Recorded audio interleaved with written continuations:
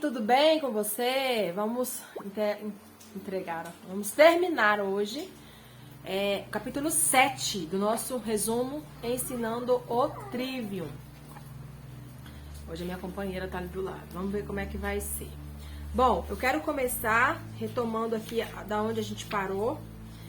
Eu quero começar de uma parte que ele fala assim sobre o ensino da retórica na prática, dia a dia, né, de uma maneira efetiva. Ele vai dizer assim, ó,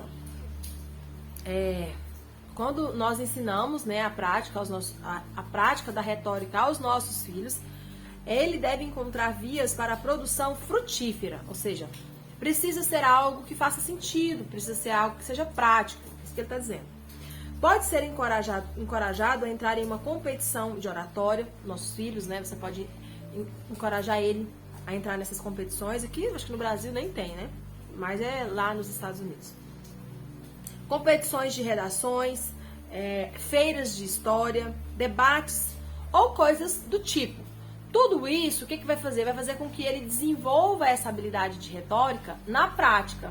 Vai fazer com que ele perceba que isso é útil. É isso que ele está dizendo. Outro ponto que ele diz, ele fala assim, olha, o trabalho duro trará um rendimento no final. Ou seja, só um minutinho.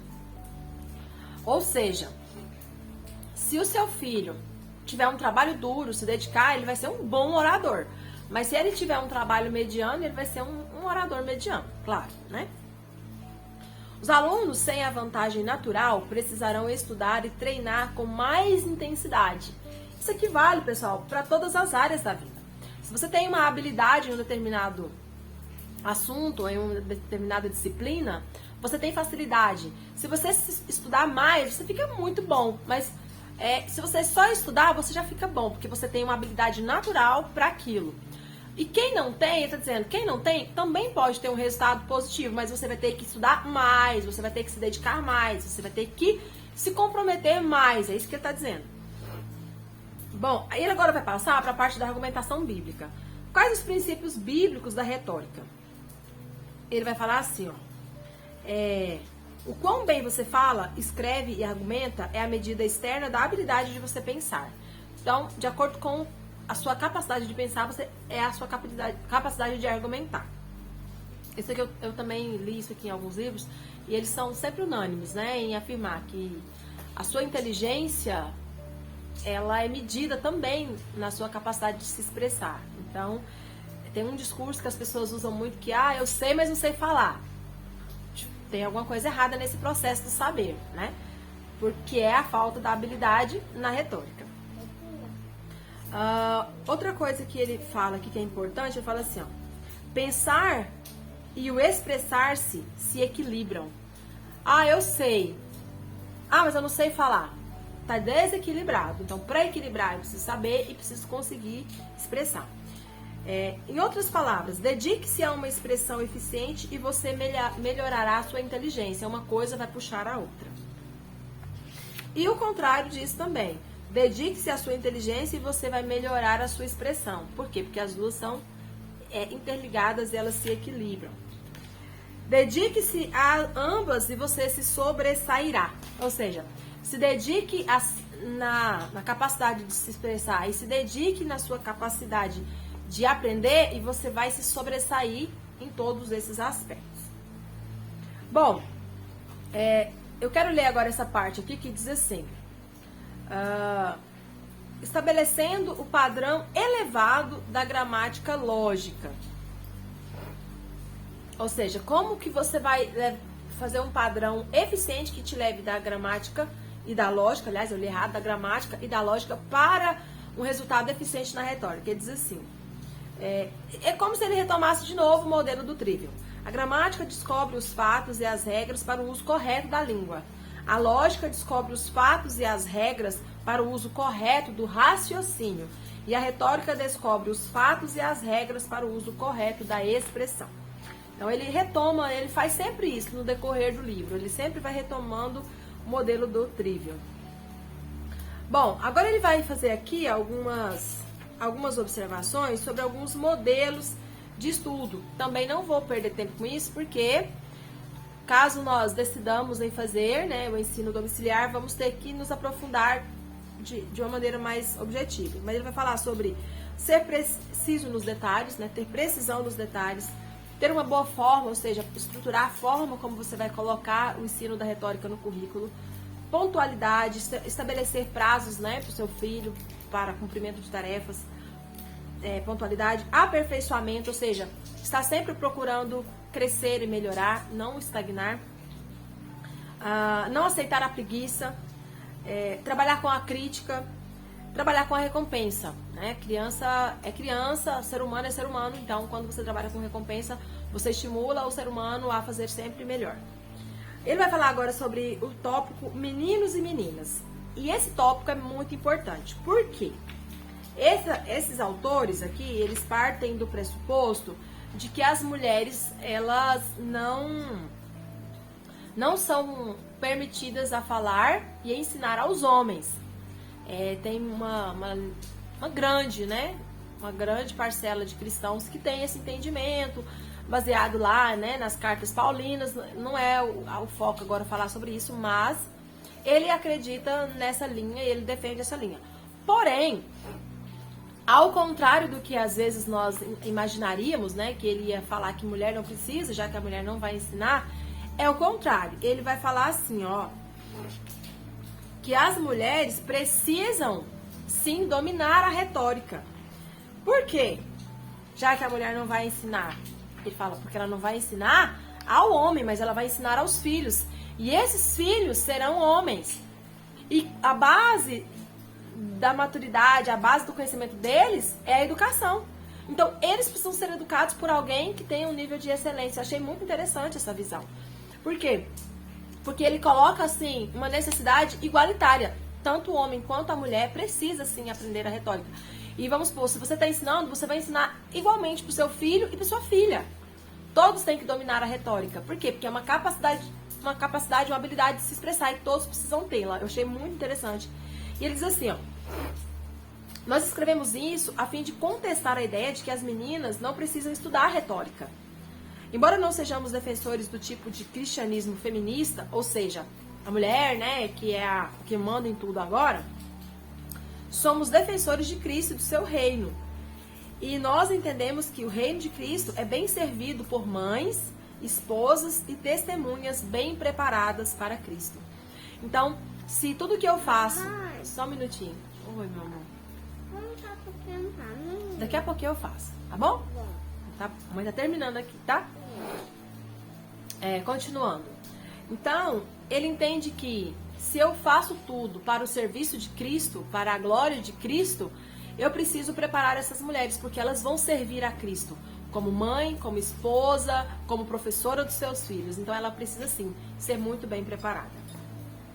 E qual que é a idade? Aí ele vai trabalhar aqui agora uma sequência de idades. Ele vai dizer assim, antes dos 10, foco no vocabulário. Dos 10 aos 12, foco na ortografia e na gramática. Dos 13 aos 15, foco na redação, na argumentação e no discurso. Dos 16 aos 18, foco na pesquisa e no debate. Gente, confesso que, como mãe, eu teria medo de obedecer isso aqui. Tô sendo assim, bem honesta, sincera. É o meu primeiro contato com esse tipo de material. E o resumo do livro, ele tem essa proposta de trazer as minhas primeiras impressões. Mas eu confesso que é muito desafiador obedecer. Porque a gente acha assim, o quê? Eu vou esperar essa idade toda? Mas é porque o modelo de ensino que nós estamos acostumados a passar para os nossos filhos são modelos muito fragmentados. Não é esse modelo que trabalha de uma maneira mais holística. Então, essa é a orientação dos autores. Eles têm muita experiência já com o ensino doméstico e eles dão essa orientação sobre idades, ok? Eu vou fazer uma tabelinha e vou colocar para ficar mais didático. Bom, e aí depois que ele fala sobre essas datas, ele vai falar assim, ó. Vamos falar um pouquinho sobre o politicamente correto. Por quê? Porque nós precisamos sempre lidar com esse tema quando a gente fala sobre discurso. Por quê? Porque o discurso ele vai ser sempre barrado no politicamente correto. Então ele vai trazer aqui a discussão sobre esse tema tão atual, né, sobre a ideologia de gênero, sobre o gênero neutro, toda essa questão que é bem atual agora, né, nos nossos dias, ano 2021, 22, 2020, por aí. Ele vai falar assim, um exemplo da guerra cultural é o ataque à linguagem de gênero. A invenção monstruosa de que termos como chairperson e gingerbread person é um ataque à mulher em nome da sua defesa.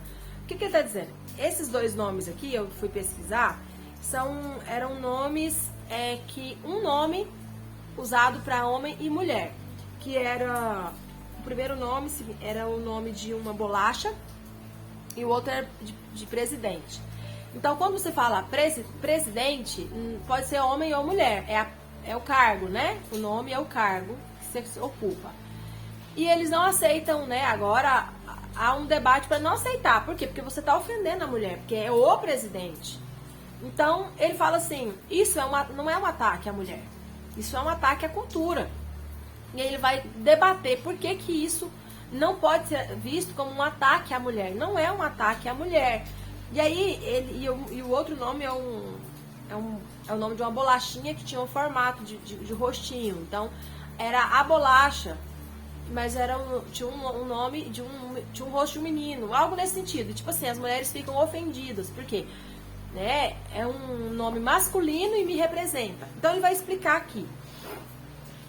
O nome de origem homem e mulher tem duas diferenças.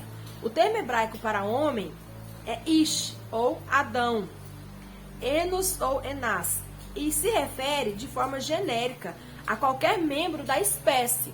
Então, quando fala Ish, a raiz Ish no original, não está falando do homem do sexo masculino, está falando do homem do gênero humano. É isso que nós precisamos entender. Mas quando o nome, quando no hebraico se fala Zakar, Zakur, já se distingue, é o homem do gênero masculino. E da mesma forma, trazendo para o feminino. O Ish, Negevá e Nashim é o correspondente de masculino para feminino. Tentando resumir, o que ele quer dizer? Nós temos um nome para gênero e um nome para gênero humano e um homem para gênero masculino. Então, seria bobo da minha parte pegar esse gênero, Adão, o Ish, e tentar dizer, não, esse nome não me representa. Ah, o homem foi formado por Deus. Ah, não, eu quero que coloque aí um termo feminino. Por quê? Porque eu sou feminina. Não está falando do homem do gênero masculino, está falando do homem do gênero humano. Não sei se está dando para entender. E hoje, esse debate feminista de ideologia de gênero, linguagem de gênero neutra, tudo isso começa nessa raiz errada. Ali o problema não é o gênero masculino e feminino, é o gênero de humanidade. Então, quando a gente entende isso, a gente já resolve a metade do problema. Então, usando essa argumentação, ele diz assim, e por que desejam remover a inclusão da palavra mulher do uso genérico da palavra homem? Se está falando o homem foi criado por Deus, não está falando que só o homem, está falando que o homem e a mulher. A mulher está inclusa porque ela é do gênero humano. Por que querem tirar isso? Mas por que não usam esse mesmo exemplo, esse mesmo debate e não dizem nada sobre remover a inclusão do masculino touro no uso genérico da palavra vaca? Quando você fala assim, né, usando no contexto geral sobre vaca, está incluindo touro também, no gênero de, né, animal. Não se tira. Por quê? Porque não faz sentido. Então, por que quando o exemplo é atribuído a gênero masculino e feminino na raça humana, por que não faz sentido também? Aí volta o que a gente já falou. Porque não se observa mais a coerência, a lógica. Você tem que simplesmente aceitar discursos sem lógica. Bom, aí ele vai passar para a conclusão, que ele vai falar assim, ó, a invenção dessa chamada linguagem específica de gênero é um ataque às mulheres e deve encontrar resistência em cada confronto. O que ele está dizendo? Nós deveríamos atacar isso, não aceitar como nós temos aceitado. Nós temos aceitado, né? Ah, pois é, né? Verdade, coitada das mulheres, estão sendo, né? Esquecidas, negligenciadas, porque só fala do homem. Não, nós estamos incluídas nisso. Não há nenhum desrespeito. As mulheres são tratadas nas suas individualidades de uma maneira muito pontual pela Bíblia. Eu não preciso ficar brigando por isso, porque isso é muito claro na Bíblia. Então, tá bom, mamãe já tá terminando aqui. Minha filha hoje tá aqui comigo, tá? Já tá me requerindo. Mas eu já estou terminando. Bom, na verdade terminou aqui o capítulo 7. Deixa eu ver se tem mais alguma coisa que eu marquei pra comentar. Eu vou ler só mais essa frase, ó, que interessante. Ele diz assim, ó. Não devemos permitir a intimidação pelas manipulações linguísticas. Elas são sutis nessa guerra cultural. Essa manipulação linguística, isso é apenas uma sutilidade, uma sutileza, né, que é usada para nos colocar nessa guerra. Nós não podemos entrar nessa guerra. Essa guerra não é nossa, é isso que ele está dizendo.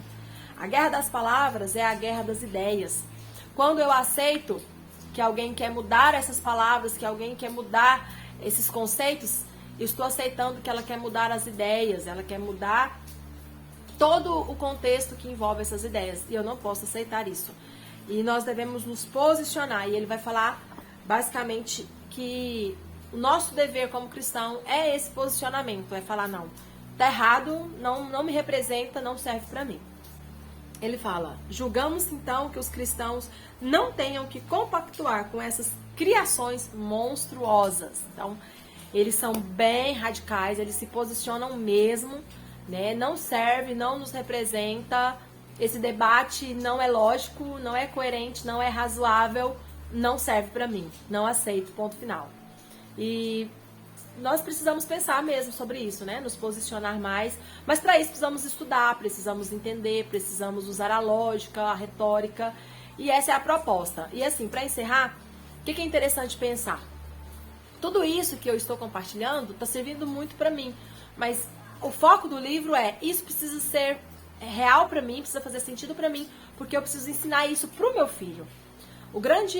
Acho que a grande conquista de uma família, de pai e mãe, é ver o êxito dos seus filhos. Eu acho que essa a proposta do livro. É você conseguir colocar e semear esse sucesso na educação do seu filho. E para os autores, você só consegue esse sucesso, esse êxito, se você fizer isso. Se você terceirizar a educação dos seus filhos para o Estado, você não consegue. Seu filho vai ser mais um que vai entrar nesse discurso, vai ser mais um que vai ser levado no discurso do não pense, não questione, simplesmente aceite. Então, mais aqui um argumento sobre a necessidade de que os pais encarem a responsabilidade pela educação dos filhos, que os pais peguem essa causa e executem ela. Desafiador, mas como o livro sempre nos mostra, necessário e coerente com a nossa posição. Para eles é nada mais, nada menos do que nossa responsabilidade. Ok? Então é isso, Deus abençoe vocês. Até o próximo vídeo, nós começamos no capítulo 8.